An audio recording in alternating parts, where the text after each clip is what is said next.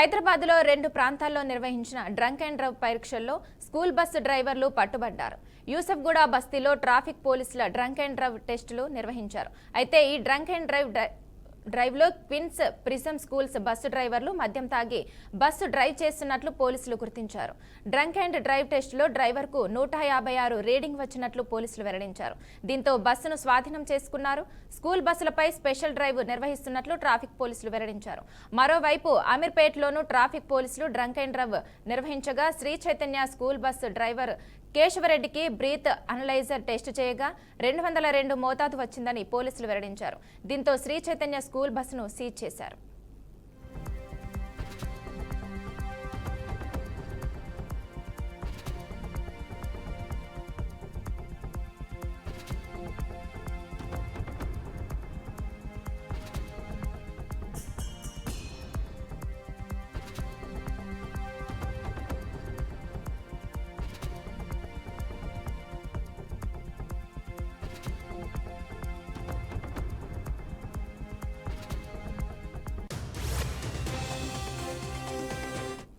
లక్షలు పోసి పిల్లలను ప్రైవేట్ పాఠశాలలకు పంపిస్తే వారి భద్రతను యాజమాన్యాలు గాలికి వదిలేశాయని పిల్లల తల్లిదండ్రులు ఆరోపిస్తున్నారు.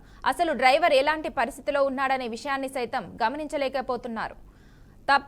తప్పతాగి వస్తున్నా గుర్తించలేకపోతున్నారని ఆగ్రహం వ్యక్తం చేస్తున్నారు. ఇది యాజమాన్యాల నిర్లక్ష్యానికి ప్రతీక అని విమర్శలు గుప్పిస్తున్నారు. ఇక డ్రైవర్లు కూడా స్కూల్ బస్సు కావడంతో తమను పోలీసులు ఆపరని, తనిఖీ చేయరని ఇలా తప్పతాగి వస్తున్నారని స్థానికులు ఆరోపిస్తున్నారు.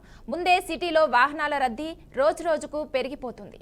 ఇంత మోతాదులో తాగి నడిపితే ఏదైనా ప్రమాదం సంభవిస్తే ఎవరు బాధ్యత వహించాలి? ఇప్పటికైనా పాఠశాలల నిర్వాహకులు కళ్లు తెరుచుకోవాలని విద్యార్థుల తల్లిదండ్రులు, స్థానికులు కోరుతున్నారు. ఫీజుల వసూళ్లు, అడ్మిషన్లపై దృష్టి పెట్టడం కాకుండా తమను నమ్మి స్కూల్లో చదువుతున్న చిన్నారుల భద్రతపై దృష్టి పెట్టాలని విజ్ఞప్తి చేస్తున్నారు.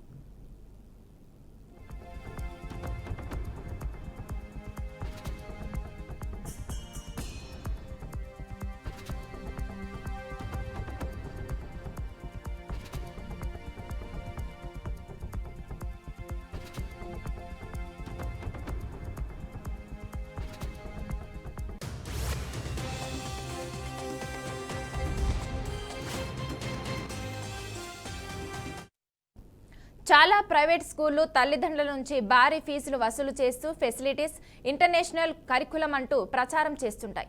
కానీ పిల్లల ప్రాణభద్రత విషయంలో మాత్రం శూన్యంగా వ్యవహరిస్తున్నాయి.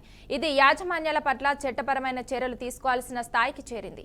ఈ పరిస్థితుల నేపథ్యంలో విద్యాశాఖ, ట్రాన్స్పోర్ట్ శాఖ కలిసి సకాలంలో జోక్యం చేసుకోవాలి. కొన్ని కార్పొరేట్ పాఠశాలలు బస్సులు కాలపరిమితి దాటినా ప్రభుత్వ నిబంధనలు విరుద్ధంగా ఉన్న వాటికి పర్మిషన్ ఇవ్వడంలో ట్రాన్స్పోర్ట్ శాఖ జోక్యం చేసుకోకుండా ఉందని స్థానికులు ఆరోపిస్తున్నారు. కార్పొరేట్ పాఠశాలల నుంచి పెద్ద ఎత్తున ట్రాన్స్పోర్ట్ శాఖకు ముడుపులు అందుతున్నాయన్న అభియోగాలు లేకపోలేదు.